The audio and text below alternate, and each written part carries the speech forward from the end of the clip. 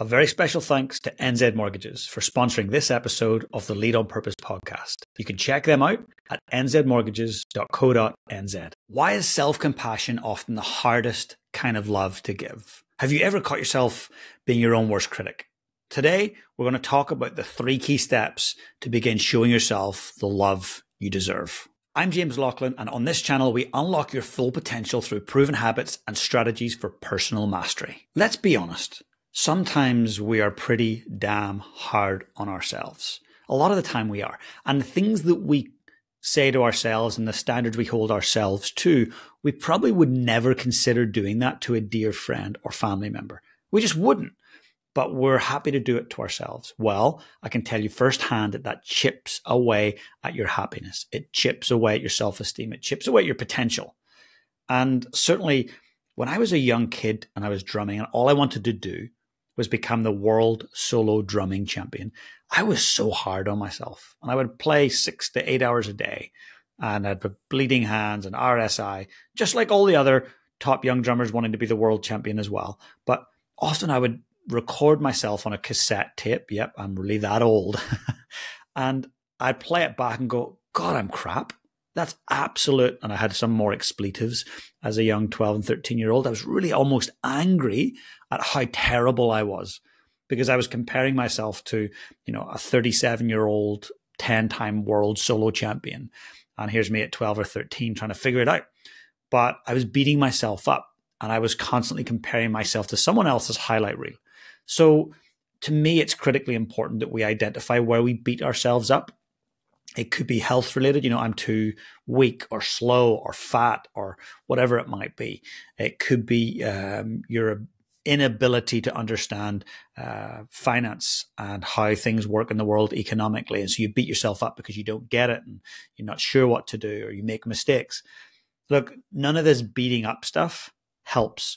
We need to build ourselves up. And we're either self-builders or self-beaters. Which one's it going to be? So I'm going to share with you 3 crucial steps to really increase that self-compassion, increase that self-worthiness. And this is the soft stuff, yes.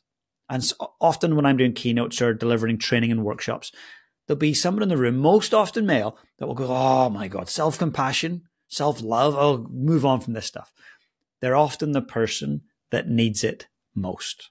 So if you feel any resistance in this topic, then it's for you. Listen up and let's explore it together. Let's have a bit of fun with it. So first things first, number 1, embrace imperfection as growth.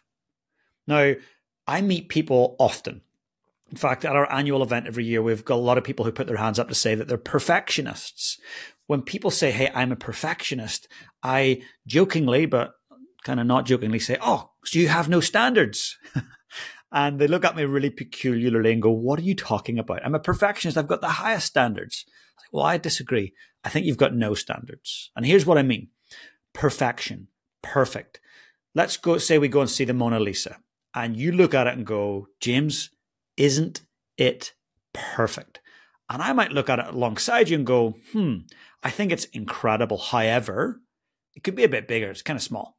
It's not perfect. Let's say we go to watch an amazing orchestra. They're performing and I go, that was absolutely perfect. The drummer was perfect.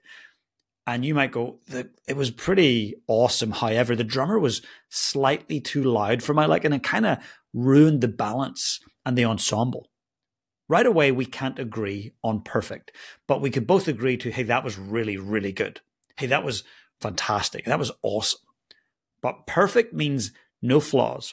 Perfect means no room for improvement. So that's why I say if you're a perfectionist, you have no standards, because perfect is not a standard. It's not measurable. We can't agree on it. We can agree on good. That's an area that we can agree on. We can agree on that's 30 milliliters, that's 10 centimeters. We can agree on, hey, that was the right decision. Might not have been the best decision, but it was the right decision based on what information they had at hand. So I believe if you're going to be a perfectionist, you're not going to have something to measure against. You're always going to fall short and you're really going to see failure a lot as a negative. So I want you to think about what high performers do. I'm so fortunate to work with some of the top performers across multiple sports. entrepreneurship and business. They do some things that others don't. And that is that they embrace their flaws, their mistakes, their faux pas as growth, as learning. They flip it really quick to go, hey, what can I learn here? What's in it for me to actually move towards mastery? What's mastery? It's trying to get better. It's a journey towards just slight improvements. So I want you to think about that, embracing imperfection as growth. Number 2, celebrate the small wins. Achievers tend to overlook the small victories. I call them little micro victories. So it's important that we celebrate the small wins. I was working with a professional sports team last year, and they were some days, performing brilliantly and momentum was building, and other days it was pretty average. And we noticed that on the average days, they didn't celebrate anything other than a big try, like a big goal. All the other little things that lead to the big goal, they weren't celebrating them. And they weren't getting as many of those big goals. So I started reinforcing that, hey, when there's a good pass or someone sees a bit of space or someone takes possession, celebrate it. A tap on the shoulder, a little clap, a yes, go for it. These verbal and physical gestures are what we would class as celebrating a small victory. Those small wins lead to more momentum, more self-esteem, more self-worth, self-confidence, and therefore we can move forward to more and more and eventually celebrate bigger goals and bigger wins. So it's really important for you to practice this and go, what are my small wins today? You got out of bed. Well done. Say, well done. You didn't sleep in past your alarm.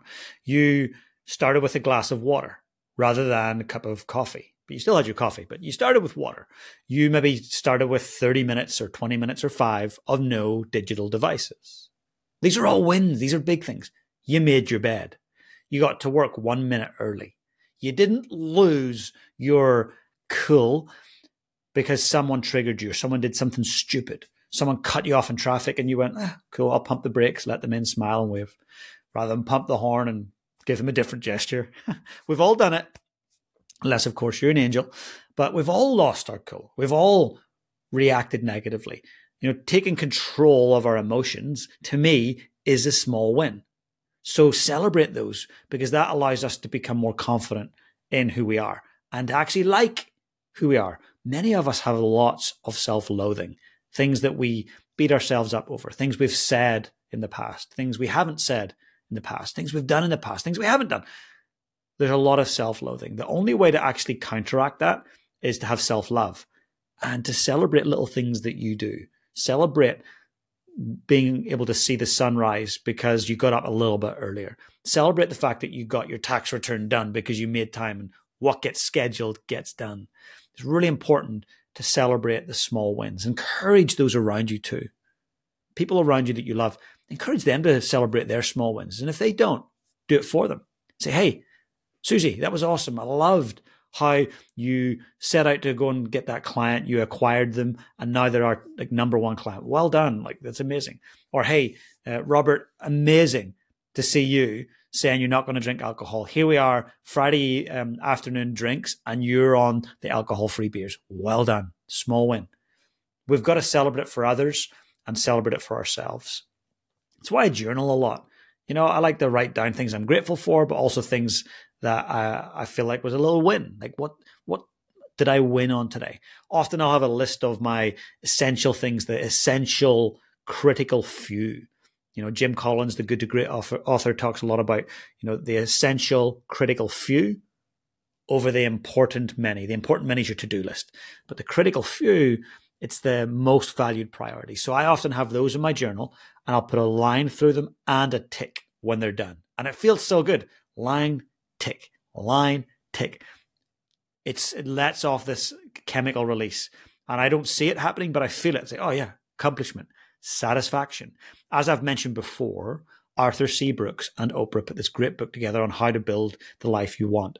And in it, they talked about how do we feel happier. One of the ways we feel happier is when we're in the pursuit of satisfaction.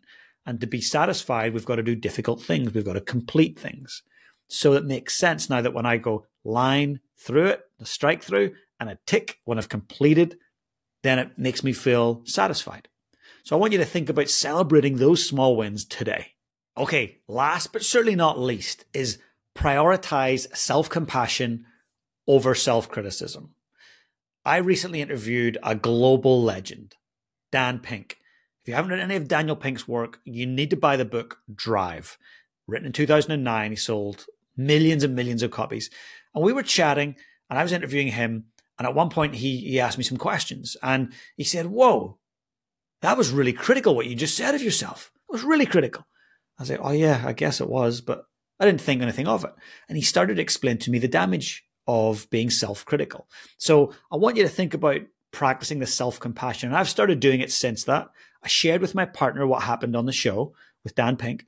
And now she's also saying, hey, did you see what you just said to yourself? We were in Fiji recently on holiday, and I'm not a great swimmer. I'm not super confident.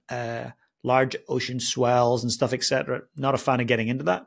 So as I was getting in, I was saying to my partner and my son Finn, who's 8, you need to realize that I'm pretty weak when it comes to this stuff. And right away, my partner was like, whoa, no, you're not. It's just not your greatest strength. And you're not confident in there, but you're not weak. And so it was really great for her to call me out, because I went straight to telling my son, I'm weak at this. Wow, what a terrible thing to say.